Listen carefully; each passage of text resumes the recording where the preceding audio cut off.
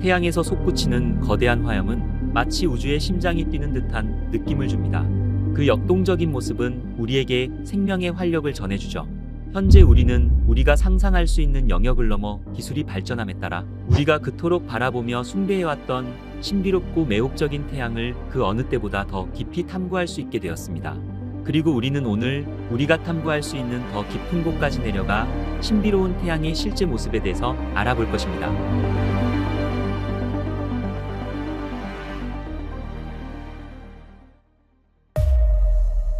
지금 보고 계시는 이미지는 나사의 태양 역학 관측 위성인 SDO에서 촬영한 것입니다. 태양 코로나는 오랫동안 인류의 관심을 끌어왔습니다. 태양의 코로나는 태양 대기의 가장 바깥쪽 층으로 일식돼 관찰되는 코로나의 모습은 마치 하늘에서 피어오르는 흰색 줄기와 같아 보입니다. 이러한 코로나의 모습은 예로부터 우리 조상들에게는 신비롭고 아름답게 여겨져 왔습니다. 태양 플레어 현상입니다. 이것은 태양 코로나와 채층에서 발생하며 1859년 영국 천문학자 리처드 캐링턴에 의해 처음 관측되었죠. 태양 플레어는 태양 대기에서 발생하는 수소폭탄 수천만 개에 해당하는 격렬한 폭발 현상입니다. 주기적으로 발생하는 태양 플레어 현상은 태양 활동이 활발한 시기에 하루에 몇 번씩 일어날 수 있습니다. 태양은 쉴 새 없이 태양풍을 태양계 공간으로 내뿜고 있습니다. 우리 지구를 비롯해 태양계의 모든 천체들은 이 태양풍이 감싸고 있는 것이죠. 이런 태양풍이 어떨 때는 엄청난 에너지를 뿜어내기도 하는데 이를 코로나 질량 방출이라고 합니다. 태양 흑점 등에서 열에너지 폭발이 발생하면 거대한 플라스마 파도가 지구를 향해 초속 400km에서 1000km로 돌진합니다. 이럴 경우 마치 지구 자기장에 구멍이 난 것처럼 대량의 입자들이 지구에 영향을 미치는데 이를 태양폭풍이라고 말하고 있죠.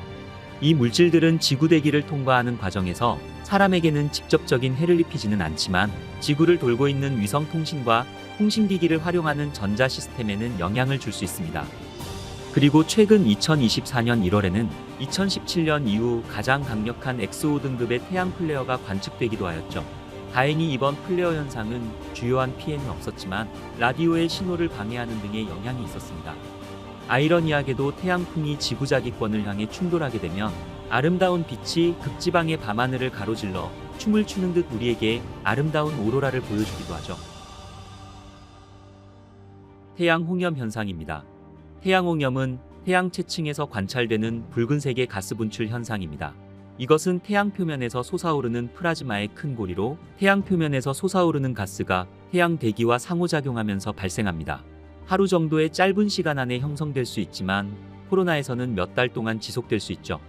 이 거대한 고리는 지구를 작은 점처럼 보이게 할 만큼 크며 우주 공간까지 수십만 킬로미터까지 늘어날 수 있습니다.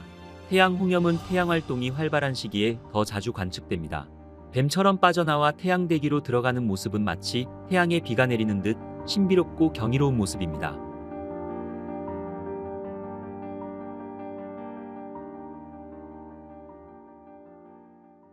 태양은 크게 핵심부와 복사층, 대류층 및 광구 등 4개의 주요 영역으로 구분됩니다. 이 중 복사층과 대류층은 태양의 전이 영역에 해당합니다. 이 영역은 태양 내부의 에너지 생성과 전달 과정이 변화하는 중요한 지점입니다. 태양의 전이 영역은 태양 코로나의 형성과도 밀접한 관련이 있습니다. 두께가 약 100km에 달하는 매우 얕은 층으로 이루어져 있죠. 태양의 열은 코로나에서 채층으로 흐르며 이 과정에서 태양의 열 온도는 무려 2만 도에서 100만 도까지 급격하게 상승합니다. 맹렬하게 끓고 있는 지구의 용암은 섭씨 1170도로 지구의 용암과 태양과는 비교할 수 없을 정도로 태양은 엄청난 열을 내뿜고 있는 것이죠. 전이 영역의 더 낮고 더 깊은 끝 부분의 온도는 이보다 6배 더 높으며 전이 영역의 상단의 온도는 346배 이상 더 뜨겁습니다. 태양의 더 깊은 곳으로 들어가면 태양 표면에 도달하기 전 태양 대기의 마지막 층인 태양채층을 발견할 수 있습니다. 170나노미터 자외선을 사용하여 촬영한 이미지는 광구 위로 약 1600km까지 뻗어 있습니다. 온도는 섭씨 6000도에서 만도로 불규칙한 층이며 이러한 높은 온도에서 수소는 불그스레한 색의 빛을 방출합니다. 채층을 면밀히 조사하면 스피큘이라고 알려진 매혹적인 특징들을 발견할 수 있습니다. 바람에 날리는 긴 물결 모양의 흔들리는 플라즈마는 태양의 가장자리에서 가늘게 뻗어나와 실처럼 보입니다. 음속보다 약 282배 빠른 초당 최대 100km의 속도로 태양 표면에서 위쪽으로 발사됩니다. 길이는 거의 10km에 달하며 평균 약 5분에서 10분 내에 형성되고 사라지길 반복합니다. 연구팀은 태양활동 관측위성인 SDO의 극자외선 스펙트럼으로 포착한 이미지를 통해 코로나 안에서 에너지의 이동을 추적하였습니다. 그리고 스피큘이 코로나 온도까지 가열되는 것이 일반적인 것임을 확인되었죠. 이것은 스피큘을 통해 코로나가 고온을 갖게 된다는 것을 뒷받침하는 것이었습니다. 태양의 더 낮은 대기를 통해 내려오면 가시광선을 사용하여 가장 잘 확인되는 태양 자체 표면인 광구에 도달합니다. 태양의 광구는 우리에게 가장 친숙한 태양의 표면입니다. 광구의 가장자리는 육안으로 흔히 볼 수 있듯이 날카롭고 정밀하게 보일 수 있지만 이는 단순히 태양에서 얼마나 멀리 떨어져서 관측하는지에 따라 다를 것입니다. 그리고 태양 자체는 고체가 아닙니다. 이것은 딱딱한 표면의 모습 그대로가 아니라 실제로는 약 100km 정도의 가스로 이루어진 공과 같은 것이죠. 태양은 태양의 어떠한 영역에서도 물질이 고체와 액체 또는 기체 상태로 존재할 수 없습니다. 이것은 태양이 너무 뜨겁기 때문에 물질의 네 번째 상태라고 불리는 플라즈마 형태로만 존재할 수 있죠. 이것은 하전입자들이 자유로이 움직이며 모여있는 상태를 말하는 것입니다. 학자들은 태양의 전체 물질의 99.9%를 플라즈마로 구성되어 있을 것으로 추정하고 있습니다. 태양은 약 27일 주기로 축을 중심으로 자전합니다. 이 자전은 광구에서 흑점의 이동을 통해 관측함에 따라 측정되었죠. 하지만 사실 태양은 가스로 된 공과 같기 때문에 고체의 행성이나 달과 같이 사실상 회전하지는 않는 것이죠. 태양의 적도 지역은 극지방보다 더 빠르게 회전하는데 이러한 차등 회전의 근원은 현재 태양 천문학의 연구 대상이기도 합니다. 표면 아래를 들여다보면 하나가 다른 하나로 이어지는 것을 볼 수 있습니다. 이 이미지는 스웨덴 태양 망원경을 사용하여 약 400나노미터의 가시광선 파장을 사용하여 촬영한 것입니다. 흑점 옆과 그 주변의 광구는 가장자리가 들쭉날쭉하고 끝없이 모양을 바꾸는 세포로 가득 차 있습니다. 이 세포는 냉각되어 갈라지는 용암과 다르지 않습니다. 영상 속에서 부글거리는 작은 알갱이들은 쌀알무늬 또는 알 조직이라 부르기도 합니다. 이 조직은 태양의 핵융합 과정에서 일어나는 플라스마 대류 현상 때문에 발생합니다. 가열된 플라스마는 태양 중심부의 반대 방향으로 상승한 후 온도가 낮아지면 다시 하강합니다. 이 과정은 지구의 멘틀레브의 대류와 매우 유사합니다. 전형적인 쌀알 조직의 직경은 1000km 정도이며 8분에서 20분 지속됩니다. 이러한 쌀알 조직 가운데는 24시간이라는 긴 수명과 3만 km라는 큰 직경을 가지게 되는 초대형 쌀알 조직도 볼 수 있죠. 태양의 흑점의 개수는 약 11년 주기로 변동합니다. 현재 태양은 활발하게 활동하고 있으며 태양 플레어의 발생 빈도도 증가하고 있죠. 흑점은 태양 활동 중 가장 눈에 돋보이는 것으로 태양 표면에 검은 구멍처럼 보입니다. 흑점이 어둡게 보이는 이유는 흑점의 온도가 광구의 온도보다도 낮기 때문입니다. 광구 밑의 대류층에서 일어나는 열의 흐름이 흑점의 강력한 자기장 때문에 막혀 흑점의 온도가 상대적으로 낮은 표면 온도를 지니고 어둡게 보이게 되는 것이죠. 이것은 흑점의 스스로의 온도가 약 4000켈빈에서 5000켈빈의 고온에서 매우 밝은 빛을 발하지만 주변이 6000켈빈 정도의 온도에 비해서는 낮기 때문에 상대적으로 어두운 점으로 관측되는 것이죠. 따라서 실제의 밝기는 어둡지 않으며 만약 흑점 하나를 주변의 광구로부터 분리해서 밤하늘에 갖다 놓으면 달보다 더 밝을 것입니다. 이 태양 이미지를 같은 기간 극자외선을 사용하여 촬영한 이전 이미지와 비교해보면 흑점과 태양 플레어 사이의 연관성이 드러납니다. 매혹적인 태양 플레어와 태양 흑점은 같은 위치에 일치하죠. 우리가 볼 수 있는 실제 태양의 영역은 여기까지입니다. 태양 아래 많은 것들은 여전히 미스터리에 쌓여 있습니다. 하지만 우리는 현재의 기술로는 꿈도 꿀 수 없는 미래의 기술을 사용하여 더 깊이 볼 수 있는 방법을 찾을 것입니다.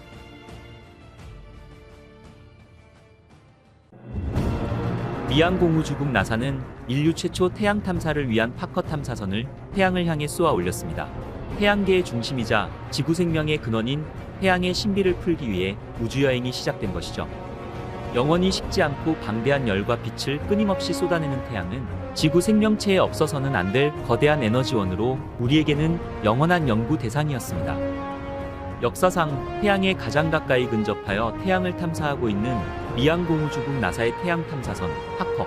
오늘의 우주의 발견은 뜨거운 열기 속으로 들어가 태양을 탐사하고 있는 파커 탐사선과 태양의 신비로운 코로나에 대해서 알아보겠습니다.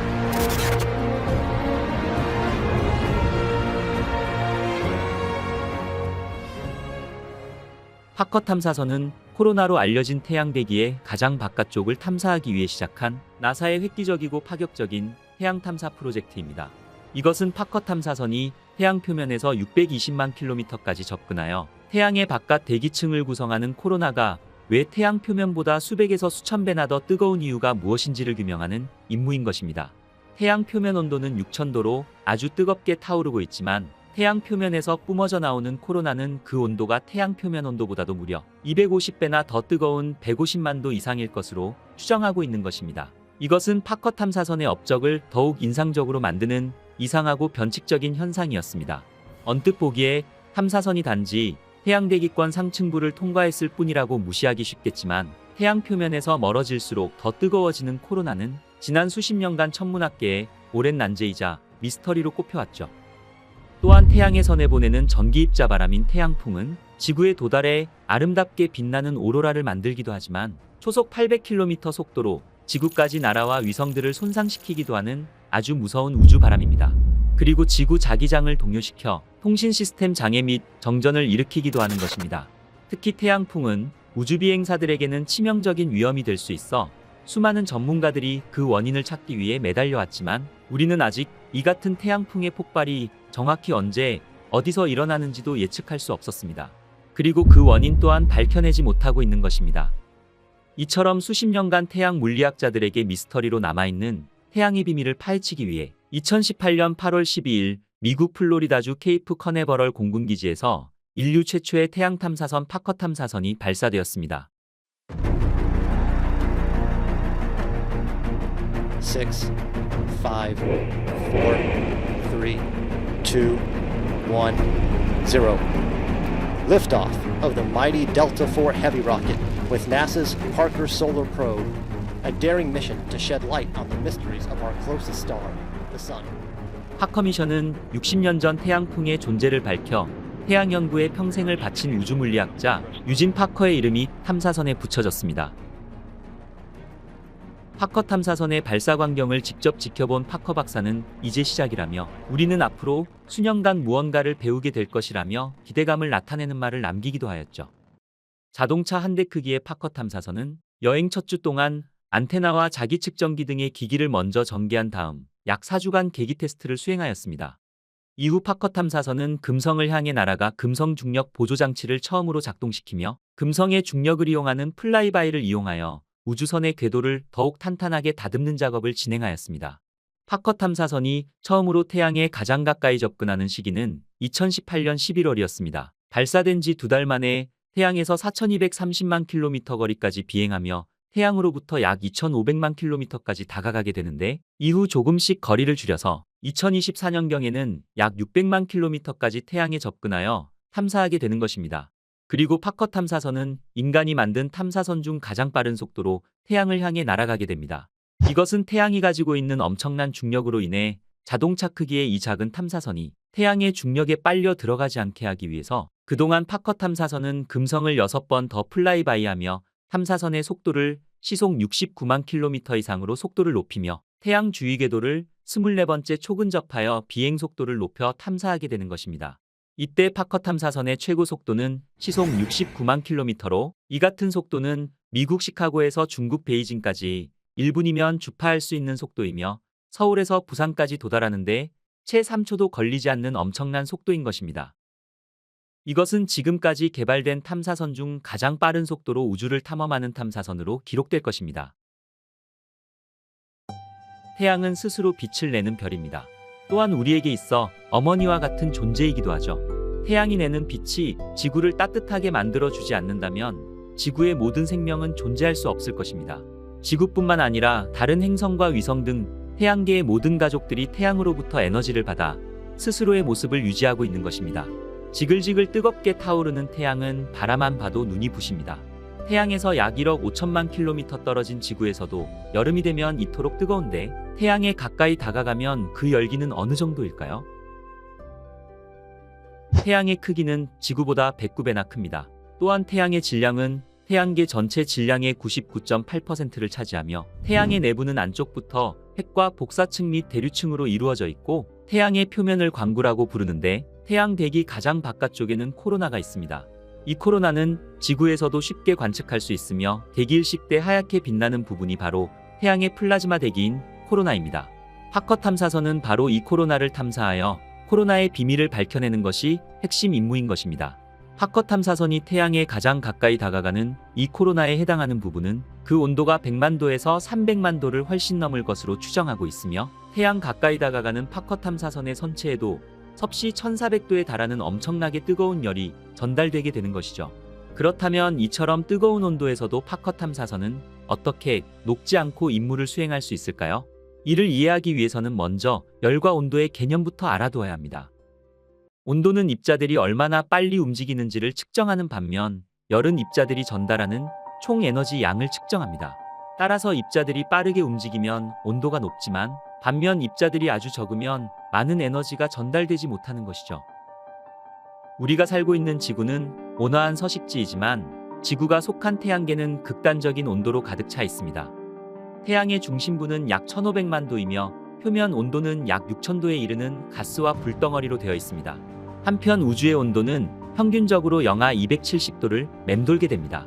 열은 뜨거운 물체에서 차가운 물체로 이동하는 에너지의 적외선 파동인 복사로 우주를 이동하게 됩니다. 이 복사파는 자신과 접촉하는 분자들을 자극하여 가열하게 되는데, 우주는 진공 상태이며 기본적으로 비어있는 공간이므로 복사파의 진행 경로에서 직접적으로 접촉하는 분자와 물질이 없는 우주는 가열되지 않고 차가운 것입니다. 즉, 우주는 진공 상태이며 우주에는 가스 분자들이 너무 적고 서로 멀리 떨어져 있어 규칙적인 충돌이 일어나지 않는다는 것을 의미하며, 이것은 태양이 적외선 빛으로 가열하더라도 전도를 통해 열을 전달하는 것은 불가능하다는 것을 말하는 것이죠. 태양도 플라즈마로 이루어져 있습니다. 플라즈마가 얼마나 밀집되어 있는지는 레이어에 따라 다릅니다. 태양의 코로나는 온도가 매우 높은 반면 플라즈마 입자는 상당히 퍼져 있기 때문에 코로나의 온도가 무려 150만 도 이상이더라도 우주선 주변의 열을 관리할 수 있는 것이죠. 태양대기 코로나의 온도가 매우 높지만 실제로 그렇게 밀도가 높지 않아 파커 탐사선에게 에너지를 전달할 수 있는 입자들이 적어서 태양 탐사가 가능한 것입니다. 예를 들자면 오븐에 손을 넣을 때와 비슷합니다.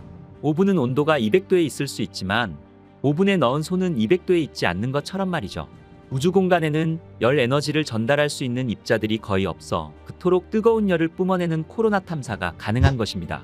하지만 태양과 코로나는 그 자체만으로도 엄청난 열을 뿜어내고 있어 코로나를 탐사하는 파커 탐사선에게는 열을 전달할 수 있는 입자들이 거의 없음에도 불구하고 약 1400도에 달하는 엄청난 열을 이겨내야 되는 문제를 풀어야만 했습니다. 파커 탐사선은 태양열을 막아주는 방패 모양의 열보호 시스템이 장착되어 있습니다. 이 방패 모양의 열보호 시스템 TPS는 금속을 녹일 만큼 뜨거운 온도를 견뎌야만 하는 파커 탐사선의 핵심 요소입니다. 이 열보호 시스템은 지름 2.43m로 육각형 모양으로 된 열 차폐막으로 구성되어 있으며 두 개의 탄소 플레이트 사이에 삽입된 탄소합성 폼을 사용한 최첨단 기술로 제작되었습니다. 이 열보호 시스템 TPS는 무게 또한 가벼울 뿐더러 가능한 많은 열을 처리하고 햇빛을 반사하기 위해 내부 패널에 도달하는 열의 양을 줄이는 특수한 흰색 세라믹 페인트로 코팅되어 마감되어 있습니다. 그 외에도 파커 탐사선의 표면에는 약 11.43cm 두께의 방열판이 설치되어 있어 이 같은 최첨단 기술 덕분에 외부 온도가 섭씨 1371도까지 오르더라도 탐사선 내부는 섭씨 29.5도로 유지되어 뜨겁게 타오르고 있는 태양까지 탐사할 수 있게 된 것입니다. 그리고 파커 탐사선에 설치된 열보호 시스템 TPS는 최대 섭씨 1650도까지 견딜 수 있도록 설계되어 있습니다. 그리고 파커 탐사선에 장착된 기기들은 자동 작동되어 열보호 시스템 TPS 뒤로 숨어들어 자신들을 보호할 수 있게 설계되어 있습니다. 탐사선에 동력을 공급하는 태양전지판 또한 태양에 접근할 때마다 자동으로 열보호 시스템의 그림자 뒤로 접혀 들어가게 되며, 만약 차폐막만으로는 열을 감당하기 힘들 만큼 태양에 가까이 접근하게 되면 에어컨과 비슷한 냉방 시스템이 가동되어 태양열 지별기와 계기 등이 피해를 입지 않도록 시스템되어 있어 태양 탐사가 가능하게 된 것이죠.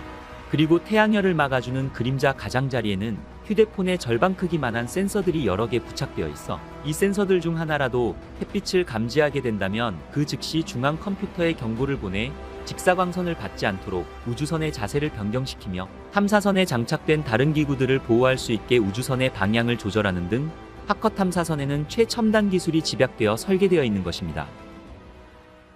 태양계의 경계까지 탐사선을 날려보낸 인류가 이제서야 최초의 태양 탐사선을 쏘아 올린 이유 또한 바로 태양의 뜨거운 열기를 막을 수 있는 첨단 방열 기술을 그동안 개발하지 못하였기 때문입니다.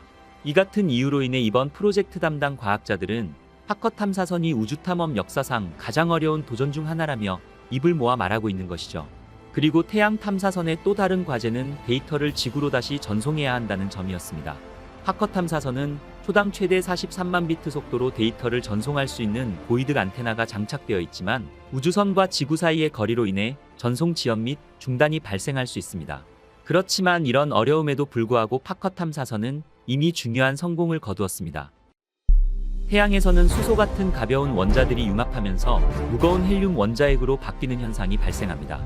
이 과정에서 감소되는 질량만큼 엄청난 에너지가 발생하게 되는데 바로 이것이 핵융합 반응인 것입니다.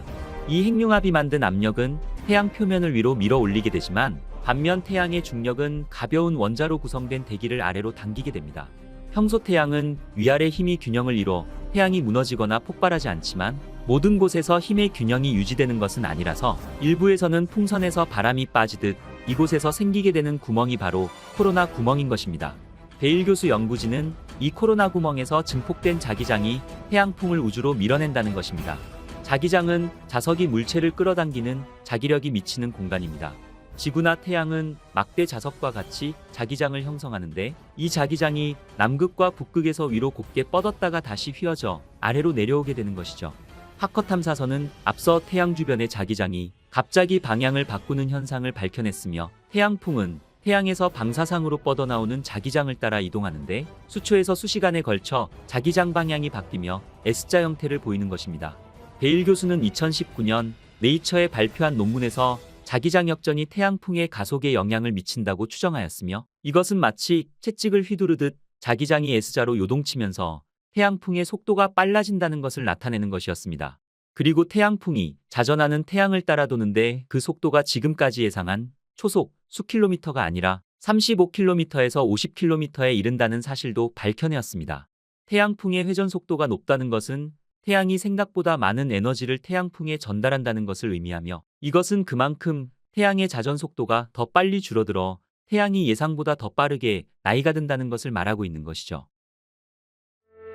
2021년 태양에 근접할 때 관측한 고속 태양풍은 태양에서 지구로 쏟아지는 고에너지 입자들이 마치 샤워기 헤드에서 물줄기가 튀어나와 쏟아지는 것과 같다는 연구 결과가 나왔으며 이러한 태양풍의 요동만 예측할 수 있다면 예상치 못한 전력 통신망 붕괴 현상을 예방할 수 있을 것입니다.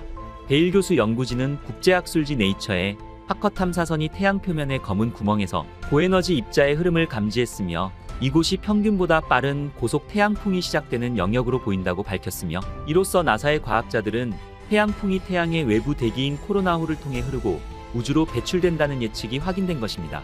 태양 활동이 안정기에 있을 때는 코로나 구멍이 극지방에 있기 때문에 여기서 나오는 태양풍은 지구에 닿지 않지만 11년마다 태양 활동이 가장 왕성해지는 태양 극대기 시기가 오게 되면 태양의 자기장이 뒤집히면서 태양 활동이 활발해져 코로나 구멍이 표면 전체에 나타나게 됩니다. 이것은 지구를 직접 겨냥하는 태양풍이 폭발적으로 발생하는 것을 말하며 이 같은 태양 극대기에는 태양 플레어 현상이 강하게 일어나기도 합니다. 예를 들어 1859년 태양 대폭풍 시기에는 쿠바와 하와이에서도 극지방에서 볼 수 있는 것과 같은 선명한 오로라를 볼 수 있었습니다.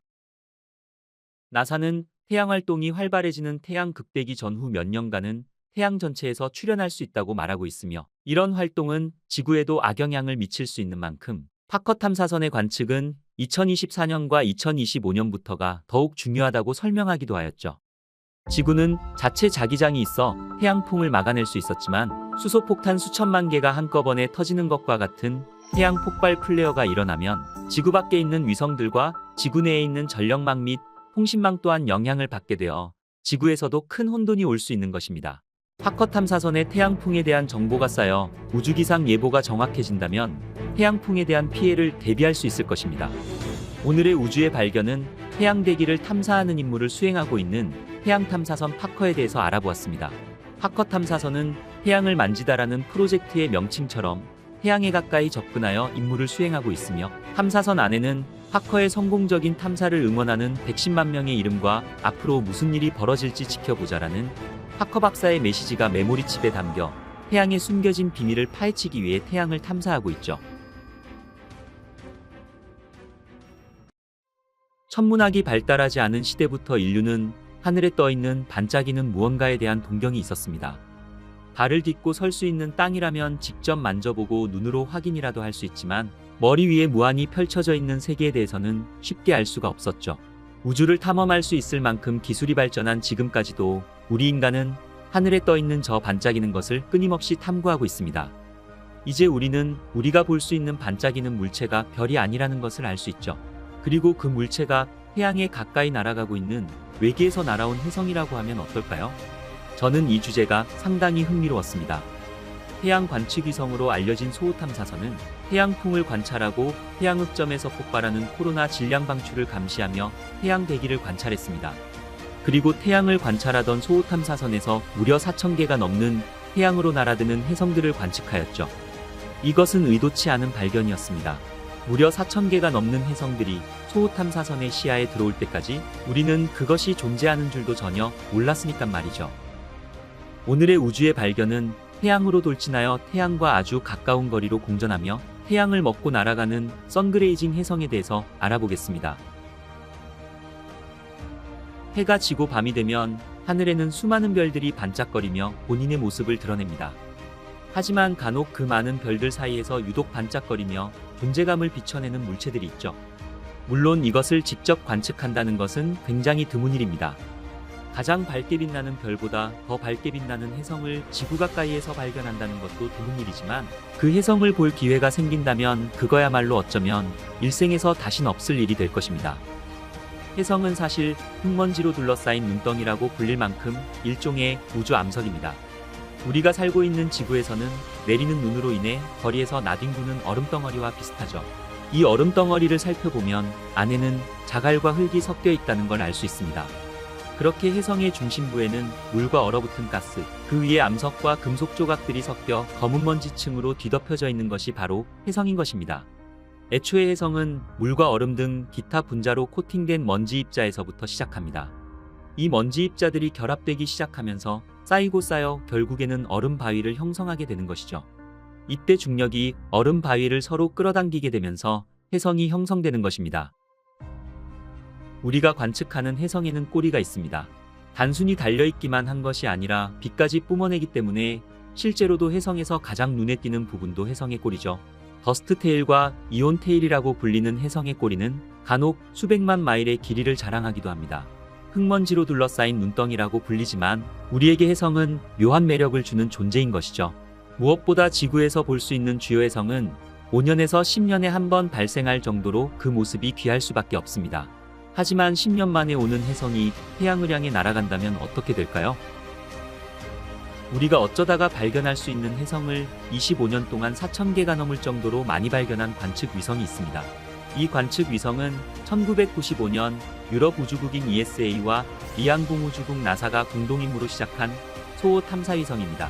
소호 탐사위성은 태양 가까이에 있는 작고 희미한 혜성까지 발견할 수 있습니다. 그리고 우리는 태양과 극히 가깝게 통과하는 혜성을 선그레이징 혜성이라고 부르고 있죠. 선그레이징 혜성은 태양 표면을 스치듯 지나갑니다. 이것이 어느 정도냐면 궤도에 가장 가까운 부분은 태양 표면의 머리카락 폭 이내로 이동한다고 말하고 있죠. 태양의 가장 바깥쪽 층을 코로나라 부르고 있으며 이 부분의 온도는 수백만 켈빈으로 우리가 상상할 수 없을 정도로 뜨겁게 타오르고 있죠. 바로 선그레이징 혜성은 이 코로나를 통과하게 되는 것입니다. 혜성의 장주기에 속하는 선그레이징 혜성은 궤도를 도는 데에만 수백 년에서 수천 년이 걸리기도 합니다. 이때 궤도를 이루고 있는 극도의 타원형으로 인해 선그레이징 혜성은 태양에 접근할 때 상당한 속도를 내게 되죠. 이때 혜성은 빛의 속도의 0.2%까지 가속되기도 합니다. 실제로도 대부분의 선그레이징 혜성은 수백 년 전에 찢어진 하나의 큰 혜성에서 유래되었습니다. 크로이츠 선그레이저는 유명한 선그레이징 혜성 중 하나로 알려져 있습니다. 이들조차도 원래는 커다란 혜성이었지만 내행성 궤도를 통과하면서 태양의 기조력으로 인해 여러 개의 조각으로 산산조각 나게 된 것이죠.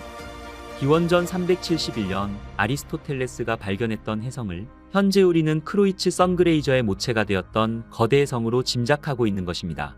그 후 1843년과 1882년에 발견되었던 대해성과 1965년에 발견되었던 이케아세키 해성 등 모두 거대 해성에서 쪼개진 조각들일 것으로 추측하고 있는 것입니다. 과거 이 해성들은 태양이 빛나는 대낮임에도 불구하고 태양 옆에서도 밝게 빛났으며 보름달의 밝기를 압도할 정도였다고 전해지고 있죠.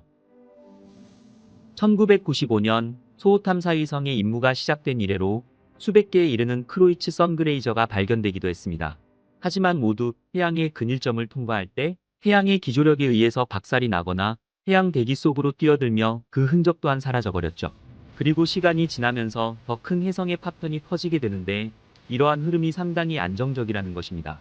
이 파편들 중에서 가장 큰 것 또한 태양을 지나갈 때는 다시 더 작은 해성으로 부서질 수 있습니다. 그래서 우리는 언젠간 과거에 나타났던 거대한 크로이츠 해성을 다시 태양계의 내행성 궤도에 나타날 것을 예상하고 있는 것이죠. 그렇다면 우리가 알고 있는 대부분의 선그레이징 해성은 모두 동일한 해성에서 유래했을까요? 이 부분에 대해서는 명확하게 알 수는 없지만 이 해성들은 모두 같은 궤도 경로를 따르는 경향이 있다는 것만은 확실하다고 말할 수 있는 것입니다. 위에서 언급된 이케아세키 해성 또한 지난 1000년 동안 가장 밝은 해성으로 알려져 있지만 결국 이 또한 어떤 거대한 해성의 파편이었을 것입니다. 그리고 선그레이징 해성에 대한 또 다른 일화가 하나 있습니다. 바로 러브조이 해성으로 2011년 남반구 하늘을 희미하게 밝혔죠. 러브조이 해성은 육안으로 볼 때는 그렇게 밝지는 않았습니다. 하지만 장노출을 통해 인류에게 인상적인 이미지를 만들어 주었죠. 그래서 태양을 관찰하는 모든 위성에서 볼 수 있었고 그 결과 우리는 러브조이라는 선그레이징 해성을 실제로 관측할 수 있었습니다. 왜 러브조이가 그 수많은 해성의 파편들 중에서도 유명해졌냐면 타오르는 태양의 코로나 속에서 무려 1시간 이상 있었다는 것입니다. 우리는 이 해성이 태양에 근접하게 되면 절대 살아남을 수 없을 거라고 예상했지만 놀랍게도 디스크 반대편에서 휙 하고 사라져 버렸죠. 게다가 거의 손상되지 않은 상태였다고 하니 더 놀라울 따름이었습니다. 태양에 가장 가까운 근일점을 통과한 해성은 또 있었습니다. 바로 아이손 해성으로 처음에는 태양의 열과 조성력에 의해서 분해되었을 것이라고 추측하였습니다. 하지만 그날 미양공우주국에서 시행하는 프로그램이었던 아이손 해성 관측 캠페인인 CIO시트이 포마와 비슷한 형태를 발견하게 됩니다. 아이손의 작은 파편이 근일점에서 생존했을 가능성을 보게 된 것이죠. 2013년 11월 29일 아이손 해성의 밝기는 5등성 이하로 어두워졌으며 다음 날에는 7등성 이하로 떨어졌습니다. 결국 12월 1일에는 소호 태양 관측 위성의 관측 영역을 벗어나면서 더 어두워지기 시작했습니다. 다음 날인 12월 2일에 CIO시트는 아이손 해성이 모두 분해가 되었다고 발표했지만 나사에서는 비활성화된 잔해가 남아있을 가능성이 있다며 계속해서 조사를 진행하였습니다. 우리가 관측할 수 있는 밝기는 25등성이 한계이기 때문에 더 이상 발견되지 않는다면 그 이하로 떨어졌을 가능성도 배제할 수 없습니다. 게다가 25등성 해성의 파편 크기는 직경 160m 이상일 때 밝기입니다. 이것은 아이손 해성의 잔해가 계속 존재한다면 그 크기는 160m 이하일 것이라고 추정이 되는 것이죠. 왜냐하면 12월 18일 허블 우주망원경 또한 아이손 해성의 파편 관측에 실패했기 때문입니다.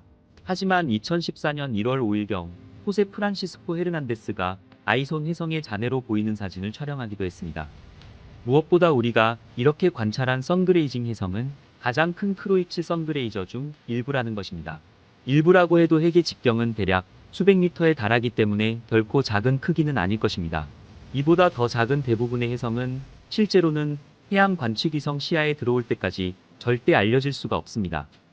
지름이 10m에 불과한 작은 크기의 해성들은 우주에서는 너무나도 미세하기 때문에 태양에 가까이 지나가게 된다면 그 직후 완전하게 소멸되어 버립니다. 이는 발견된 직후 거의 기화되었다는 것을 의미하기도 합니다. 결국 기체로 변해 사라져 버렸다는 것입니다. 어떨 때는 선그레이징 해성이 태양 원반 뒤쪽을 지나갈 수도 있지만 결코 반대편에서 다시 나타나지는 않을 것입니다. 해성궤도 각도로 인해서 해성의 증발이 일어나는 것을 목격할 수도 있습니다. 그리고 얼음으로 만들어진 해성은 증발하며 암석 성분들도 찢어질 수밖에 없을 것입니다. 해성의 특징은 다공성이 상당히 높으며 구조적으로도 약할 것입니다. 자체 중력에 의해 뭉쳐진 잔해 더미에 불과한 해성은 태양이 뿜어내는 영향력만으로도 분해될 수밖에 없다는 것 또한 어쩌면 당연한 결과일 것입니다. 태양을 갉아먹을 수 있는 거대한 해성조차도 이러한 상황에서는 심한 상처를 입고 사라져버리게 될 것입니다. 과학자들은 선그레이징 혜성을 통해 흥미로운 현상을 발견하였죠. 혜성이 태양을 지나갈 때 그 지나가는 정확한 순간 코로나 질량 방출 현상이 일어난다는 것입니다. 과학자들이 선그레이징 혜성을 좋아하는 이유가 바로 여기에 있는 것이죠. 태양 코로나는 너무 뜨거워 현재의 기술로는 태양의 깊은 곳까지 탐사선을 보낼 수 없습니다. 하지만 이 일을 기꺼이 대신해주는 것이 바로 수천 개의 선그레이징 혜성이라는 것입니다. 그리고 선그레이징 혜성은 우리가 찾고 있는 것을 관찰하기에도 완벽했습니다. 코로나 질량 방출을 일으키는 선그레이징 혜성을 통해 우리는 태양 코로나 내부의 자기장을 더 잘 이해할 수 있으며 코로나 질량 방출과 우주 날씨를 조금 더 섬세하게 예측할 수 있게 된 것입니다. 지구의 날씨도 명확하게 예측하기 힘든 마당에 우주의 날씨는 우리 인간이 완전하게 이해하지 못할 수밖에 없는 것이 어쩌면 당연할 것입니다. 하지만 더 많은 선그레이징 혜성이 태양을 통과할수록 우리는 우주의 날씨와 태양계의 환경에 대해 더 많이 이해하게 되는 계기가 될 것입니다. 태양의 코로나는 우주의 기상과 태양풍의 근원입니다. 특히 지구상에서 우리가 보내는 전자장치는 실제로 태양에서 방출되는 입자에 상당히 취약합니다. 그리고 현재의 과학기술로도 세심하게 연구한다는 것 또한 거의 불가능에 가깝습니다. 게다가 입자의 갑작스러운 폭발이 지구 방향으로 향하게 된다면 위성이 손상될 수도 있으며 심한 경우에는 전력망과 인터넷까지도 중단될 수 있습니다. 선그레이징 혜성은 어쩌면 우리 인류가 궁금해하는 태양의 모습을 알려주는 중요한 역할을 하고 있는 것입니다.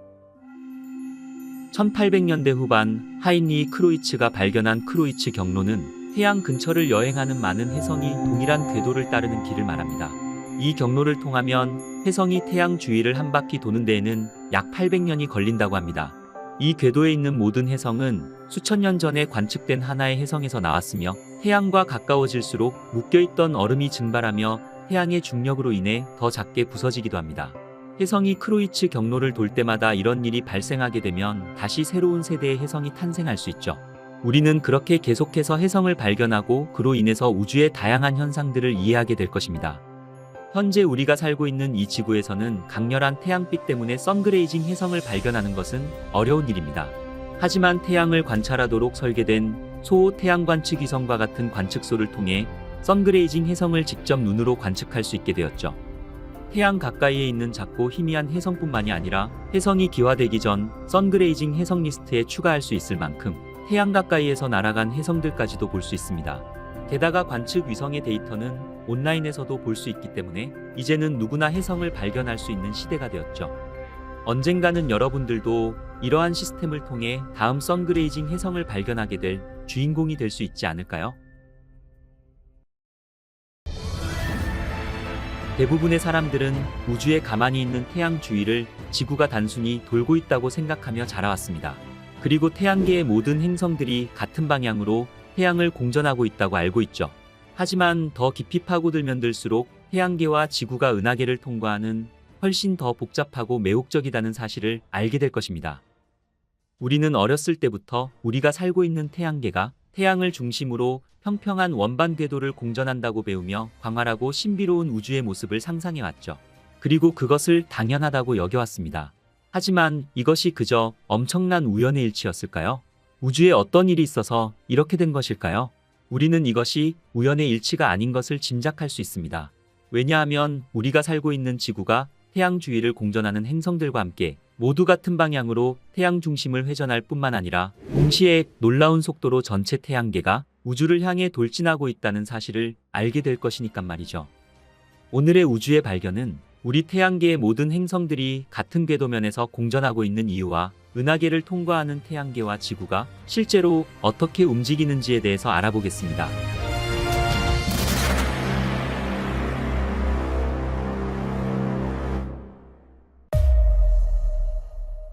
태양계가 형성되기 전 수십억 년 전으로 돌아가 보겠습니다. 태양계가 형성되기 전에 우주 공간에는 엄청난 양의 성간기체와 우주먼지로 이루어져 있었습니다. 그리고 태양계 성운의 규모는 현재보다 광활했죠. 지금으로부터 약 46억 년 전 성간 가스와 먼지 덩어리로부터 태양계의 형성이 시작되었습니다. 이 덩어리는 좀 더 큰 규모의 집합체의 일부였죠. 그러다 어느 순간 주변의 초신성이 폭발하게 됩니다. 이 초신성의 폭발에 의한 충격파에 의해 안정적이던 성운은 중력 붕괴를 일으켰고, 이 구름들은 수축하면서 자체 중력으로 인해 서로를 끌어당기게 되었죠. 서서히 회전하던 구름들은 그 속도가 빨라져 원반 형태를 갖추게 되었습니다. 자체적으로 회전하는 원반 구름들은 중력으로 인해 수축이 진행될수록 중심부에는 가스들이 더 많이 모이게 되었죠.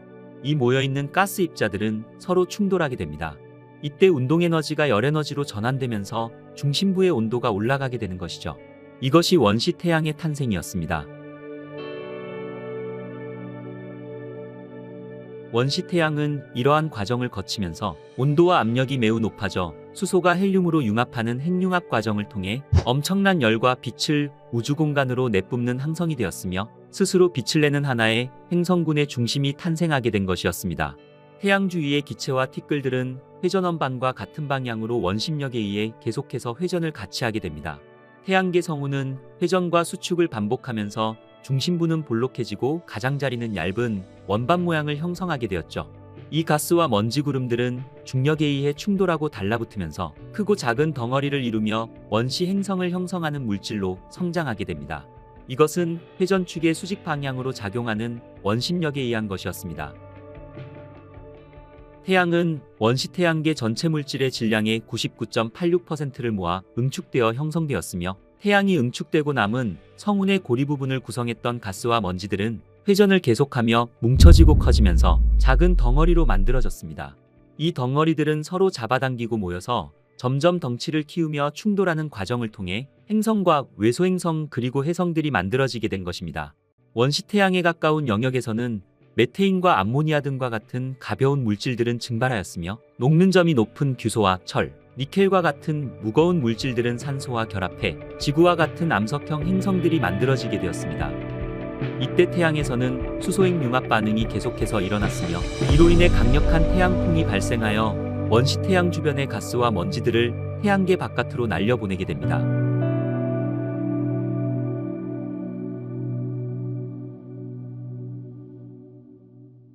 하지만 충분히 성장한 암석형 행성인 수성과 금성, 지구와 화성과 같은 초기의 태양계를 이루는 행성들은 구심력에 의해 태양 주위를 안정된 궤도로 공전하게 되면서 현재의 태양계 모습을 형성하게 되었죠. 그리고 태양풍으로 인해 밀려난 먼 영역에서는 보다 가벼운 기체와 얼음으로 둘러싸인 티끌 등에 의해 목성과 같은 기체형 행성으로 진화하게 된 것이었습니다.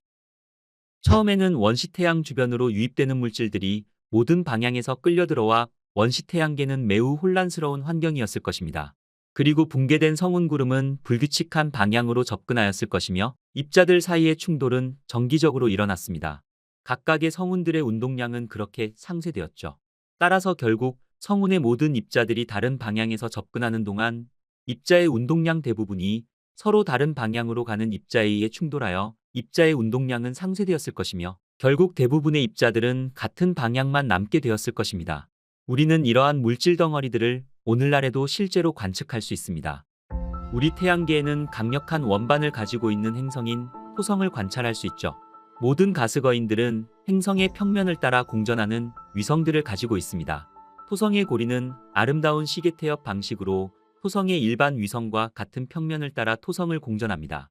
토성 탐사선인 카시니 탐사선은 임무를 수행하는 동안 다양한 중력 상호작용으로 인해 토성의 고리 내부에서 물질들이 뭉쳐서 만들어지는 작은 위성이 형성되는 것을 발견할 수 있었습니다. 이 위성들 중 일부는 곧 떨어져 나갔고, 우리는 초기 태양계에서도 이와 같은 일이 일어났을 것이라고 확신하고 있죠. 오늘날 우리는 우리 은하에 대해 많은 것을 알고 있습니다. 하지만 직접 우리 은하의 전체 모습을 본 사람은 아무도 없죠. 지구를 멀리 벗어나야 지구의 둥그런 모습을 볼 수 있듯이 우리 은하 전체의 모습을 관측하려면 우리 은하로부터 멀리 떨어져 관측을 해야 되는 것이죠. 하지만 인류는 지금까지 우리 은하의 모습을 제대로 촬영한 적이 없습니다. 우리 은하의 모습을 촬영하기 위해서는 카메라가 달린 탐사선이 우리 은하에서 수백 광년 떨어진 곳으로 가야만 하죠. 46년 전 지구를 떠난 보이저 1호는 인류가 우주로 보낸 탐사선 중에서 가장 멀리 간 탐사선이지만 이제 겨우 태양계를 벗어났죠. 보이저 1호가 현재 날아가고 있는 위치는 초속 30만 킬로미터로 빛이 달리더라도 22시간이 넘게 걸리는 232억 킬로미터 거리의 성간 우주공간입니다. 이 거리는 지구와 태양 간의 거리의 156배가 넘는 엄청난 거리인 것이죠. 만약 보이저 1호가 이 속도로 계속 날아가 우리 은하의 중심으로 날아가게 된다면 무려 18억 년을 날아가야만 우리 은하의 중심에 도착할 수 있습니다. 이것이 바로 우리 은하의 크기인 것이죠. 그런데 우리 은하의 크기는 빛의 속도로 달려도 우리 은하를 벗어나려면 10만 광년의 시간이 필요한 것입니다. 우리 은하의 전체 모습을 직접 보는 것은 거의 불가능에 가까운 일이죠. 그렇다면 과학자들은 우리 은하의 모양이 나선형이라는 것을 어떻게 알아냈을까요? 이것은 우리 은하 밖에 있는 은하, 즉 외부 은하에서 찾을 수 있습니다.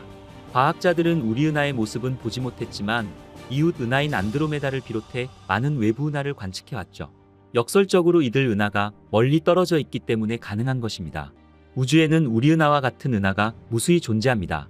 관측 가능한 우주에는 최소 2조 개 이상의 은하가 있다고 하죠. 과학자들은 막대 나선 은하인 UGC 12158의 모습이 우리 은하의 실제 모습과 가장 비슷할 것으로 생각하고 있습니다. 우리 은하 안에서 우리 은하의 전체 모습을 유추한다는 것은 숲속에서 숲 전체의 모습을 그려보는 것과 같은 어려운 상황일 것입니다. 오랜 세월 동안 천문학자들은 조각조각 모은 관측 자료를 바탕으로 우리 은하의 전체 모습을 구성해내는데 어느 정도 성공을 거두었습니다. 우리 별 태양은 은하 전체로 본다면 티끌보다도 작은 별입니다. 하지만 태양계는 우리에게 무엇보다 소중한 지구를 품고 있는 곳이죠. 우리는 지금 이 순간에도 지구의 자전에 의해 1초에 약 400m를 이동하고 있습니다. 이는 음속을 넘는 수치로 시속 1500km에 달하는 맹렬한 속도입니다. 그런데도 우리는 왜 못 느낄까요? 예를 들어 일정한 속도와 고도로 날아가는 비행기 안에 있다고 상상해 보세요. 그 비행기 안에서는 자신이 얼마나 빨리 가고 있는지 알 수 없거나 심지어 자신의 관점에서 전혀 움직이고 있다고 말할 수 없을 것입니다. 그리고 외부 세계는 움직이고 있지만 지상에 있는 사람은 그저 지나가는 항공기를 보면서 자신의 고정 위치에 대한 상대적인 움직임만을 인식할 수 있을 것입니다.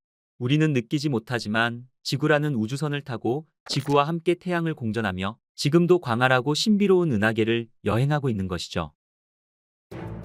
우리는 지구가 태양을 공전하는 시간을 측정하는 데 매우 익숙합니다. 지구가 태양을 한번 공전하면 약 365일, 1년이라는 시간이 지나는 것으로 우리는 항상 이 개념을 생각하고 있죠. 하지만 이 같은 개념은 태양계 내에서는 굉장히 중요할 수 있지만 태양계를 포함한 무수히 많은 항성과 행성들을 가진 우리 은하에 비하면 사실 상당히 보잘것없는 수준일 것입니다. 우리 은하를 돌고 있는 태양계는 머나먼 여행을 하고 있습니다. 마치 지구가 태양을 공전하는 궤도와 비슷하게 우리 은하를 여행하고 있죠. 태양계는 우리 은하 안의 태양 같은 항성 주위를 공전한다기보다는 훨씬 더 복잡하고 흥미롭게 은하 중심에 있는 초거대 블랙홀을 중심으로 공전하고 있습니다. 태양은 초당 약 230km, 시간당 약 80만 km에 달하는 엄청난 속도로 움직이고 있습니다. 따지고 보면 태양은 우리 은하를 공전하는 듯이 보이지만 사실은 우리 은하 중심에 있는 초거대 블랙홀로 빨려 들어가고 있는 것이죠. 태양계가 우리 은하를 한번 공전하는 데 걸리는 시간은 지구의 시간으로 약 2억 2천만 년에서 약 2억 3천만 년 정도가 걸린다고 합니다. 그러나 지구가 태양의 중심을 돌고 있는 공전운동과는 그 형태가 다르게 움직이고 있습니다. 은하 속을 여행하는 태양은 마치 우리 은하를 중심으로 회전목마를 타고 있는 것과 같은 궤적운동을 하고 있죠. 태양이 위아래로 목마운동을 하는 주기는 약 6200만 년 정도라고 합니다. 태양계는 은하면과 행성 궤도면 사이에 약 60도의 각도로 은하계를 이동합니다. 태양은 은하수를 중심으로 회전하면서 은하계의 나머지 부분에 대해 위아래로 그리고 안팎으로 움직이며 나아가고 있죠. 우리 은하계는 거대하고 거대하며 가장 중요한 것은 움직이고 있다는 사실입니다. 모든 별과 행성, 가스구름과 먼지 알갱이 하나까지도 그 내부를 돌아다니며 중력에 기여하고 영향을 받는 것입니다. 태양이 은하궤도를 공전할 때 회전목마와 같은 운동을 약 6200만 년 주기로 한다면 그것은 분명 같은 주기 때마다 지구에도 영향을 주었을 것입니다. 이것은 태양이 어떤 위치에서 이동하고 있느냐에 따라서 태양의 가속도가 달라질 수 있을 것이며 이는 지구 궤도에도 변화를 일으켜 지구의 날씨 또한 엄청난 영향을 주었을 것입니다. 그리고 태양이 은하궤도를 공전할 때 만약 별들이 밀집한 지역을 통과하는 경우라면 다른 별들의 중력에 의해 영향을 받아 태양계 주변의 오르트 구름에 있는 소행성들에게 섭동을 일으켜 오르트 구름에 속해 있던 소행성들이 궤도를 이탈할 것이고 이들은 혜성이 되어서 태양계 내부를 향해 돌진할 수도 있을 것입니다. 이 같은 주기로 해성이 많아진다면 지구와 해성과의 충돌 확률 또한 높아졌을 것입니다. 공룡의 멸종이 소행성들과의 충돌에 의한 것이었음을 감안한다면 충분히 가능성이 있는 이야기인 것이죠. 적어도 우리는 그 걱정은 안 해도 좋을 듯합니다.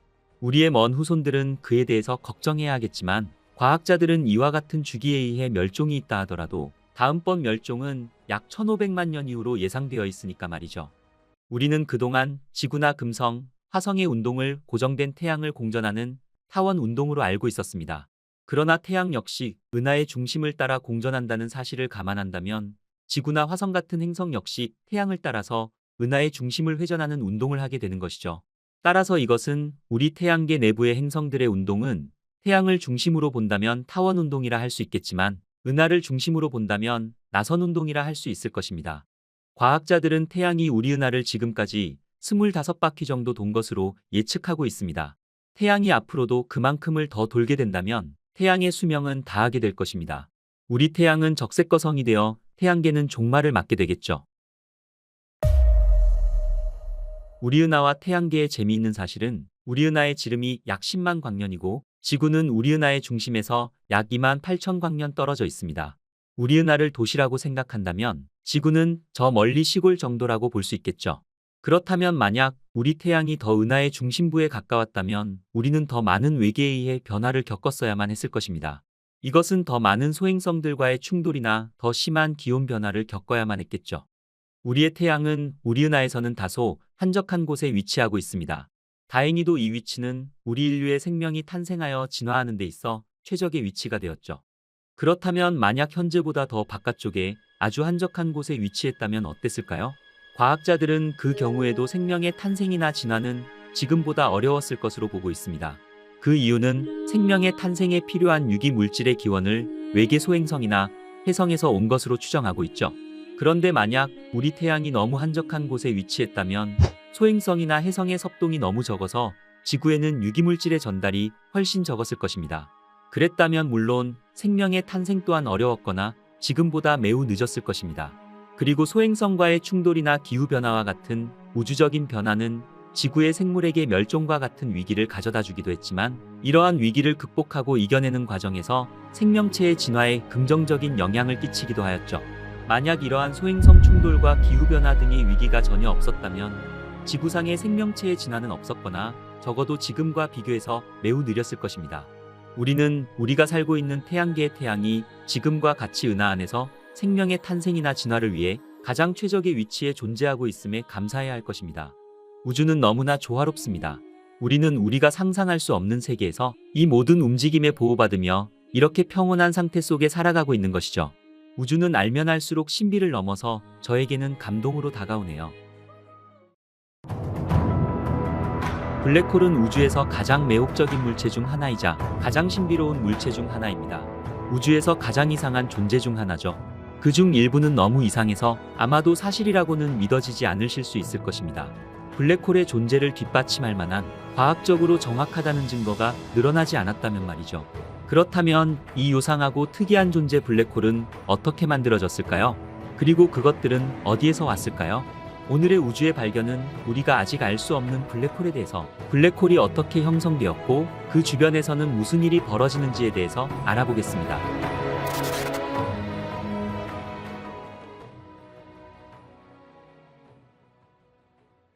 까만 밤하늘에 수놓아져 있는 별들이 보이시나요?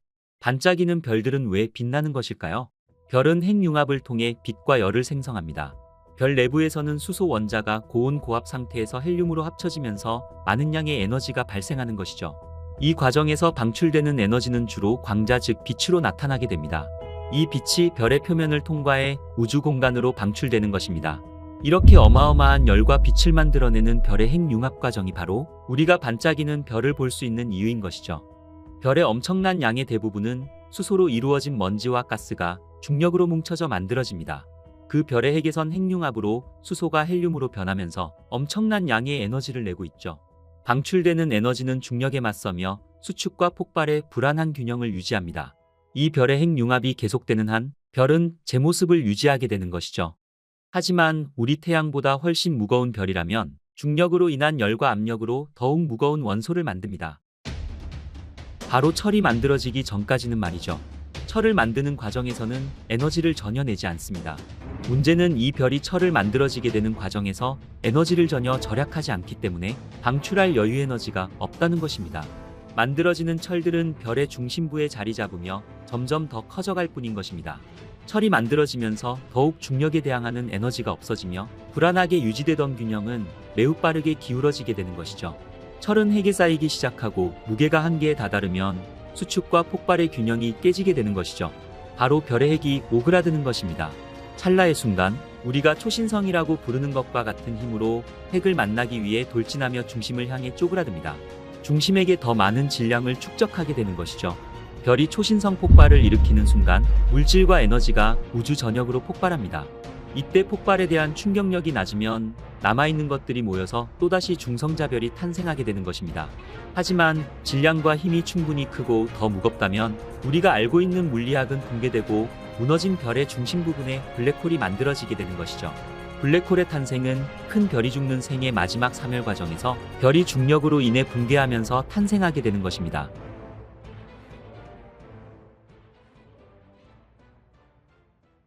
블랙홀이 이름 그대로 검은색이라면 블랙홀이 어떻게 존재하고 있다는 사실을 우리가 알 수 있을까요? 블랙홀을 볼 때 여러분이 보고 있는 검은 구체는 실제로 블랙홀 그 자체가 아닙니다. 사실 우리 눈에 보이는 블랙홀은 사건의 지평선 부분이죠. 여기를 넘어서는 순간 블랙홀의 중력이 너무 강해서 우주에서 가장 빠른 존재인 빛조차도 빠져나올 수 없는 공간 영역으로 들어가게 되는 것입니다. 이것은 다르게 말하자면 영원히 나올 수 없다는 것을 뜻합니다. 그래서 아무것도 반사하지 않는 검은 공 모양을 보게 되는 것이죠. 그럼 검은 구멍은 뭘까요? 바로 블랙홀의 특이점입니다. 특이점은 시간과 공간 자체를 왜곡하는 힘을 방출합니다. 즉 공간과 시간, 그리고 물리법칙들이 더 이상 적용되지 않는 무한히 작고 밀도가 높은 지점으로 붕괴되는 것이죠. 하지만 그 너머로는 우리가 볼 수 없습니다.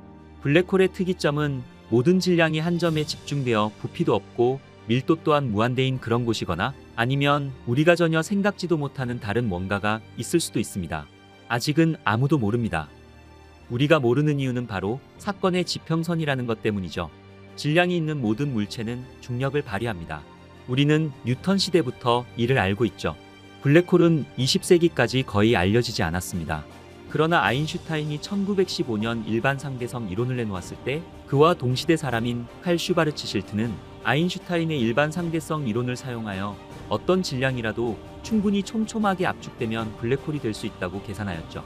칼 슈바르츠 실트는 이 이론을 통해 너무 거대하고 빛 자체도 탈출할 수 없을 만큼 충분한 중력을 생성할 수 있는 물체가 존재할 수 있다고 추론하며 이것은 질량이 없는 가벼운 광자라도 빠져나올 수 없다면 아무것도 나올 수 없다고 주장하였죠. 블랙홀 사진을 보면 실제로 블랙홀 자체는 보이지 않습니다. 하지만 우리는 블랙홀의 주변 사건의 지평선을 보고 있는 것이죠. 이곳은 중력이 너무 강력해져서 빛이 더 이상 떠날 수 없는 경계선입니다. 어둠밖에 없는 공간인 것이죠. 공간에 미치는 영향은 하나이지만 블랙홀은 우주의 또 다른 측면인 시간 자체에도 영향을 미치는 것입니다. 만약 블랙홀에 뛰어든다면 블랙홀 근처에선 시간이 이상하게 흐를 것입니다. 구경꾼들이 보기엔 여러분이 블랙홀에 다가갈수록 속도가 느려지는 것처럼 보일 것입니다. 여러분의 시간이 느리게 가기 때문입니다. 결국 시간이 멈춰버리고 점점 붉어지다 사라져버립니다. 그치만 빨려 들어가는 당신이 본 우주는 마치 미래를 보는 것처럼 엄청난 속도로 시간이 흐르게 되는 것이죠.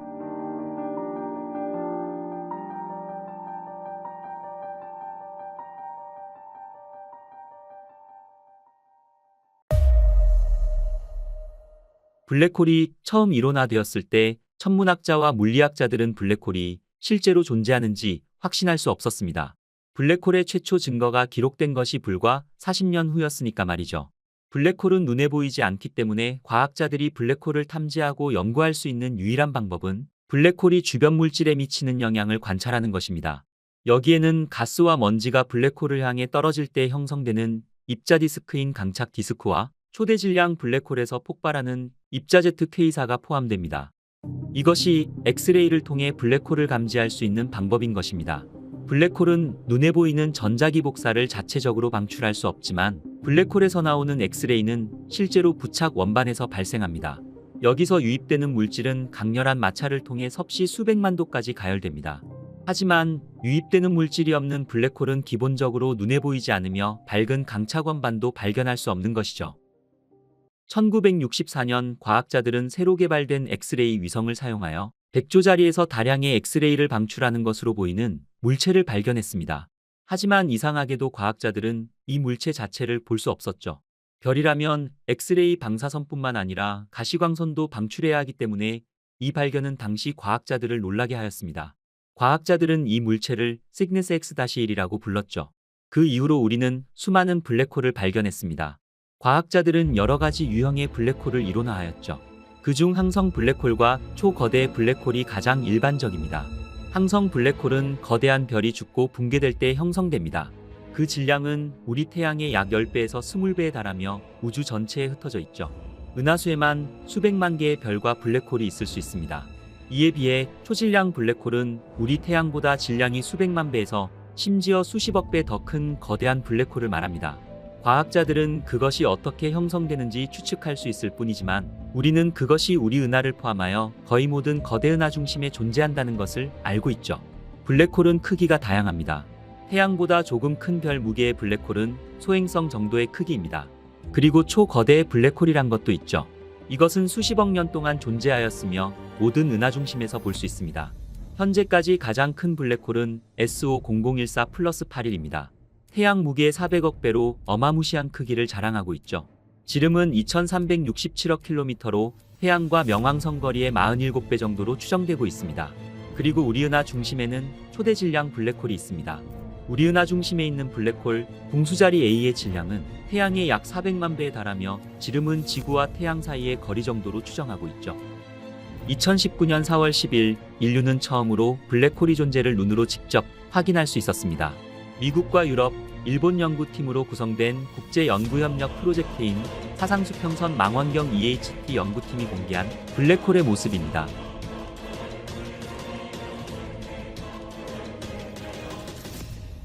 이것은 아인슈타인이 1915년 일반 상대성 이론을 제시하면서 처음 등장한 블랙홀의 존재를 직접적인 증거를 통해 눈으로 확인한 사건이었죠. 지름 1000억 킬로미터로 약간 기울어진 고리 모양 구조 안쪽에 있는 것으로 나타난 블랙홀은 마치 달걀 속 노른자처럼 그림자 한가운데에 약 400억 킬로미터의 크기로 담겨 있는 것으로 밝혀졌습니다. 연구를 이끈 셰퍼드 도엘레만 미국 하버드 스미스소니안 천체물리센터 교수는 우리는 인류에게 최초로 블랙홀의 모습을 보여주고 있다며 이 결과는 천문학 역사상 매우 중요한 발견이라고 선언하였죠. 오랫동안 미지의 존재였던 블랙홀이 존재를 확인한 것만으로도 우주는 우리에게 엄청난 감동을 주고 있는 것 같습니다. 강력한 블랙홀일수록 호킹 복사라는 현상 때문에 더 빠르게 증발합니다. 호킹 복사를 이해하자면 우선 빈 공간이 있을 때 진짜로 비어있진 않고 속엔 가상의 입자들이 있습니다. 이들은 짝지어 갑자기 나타났다 짝지어 사라져버리죠.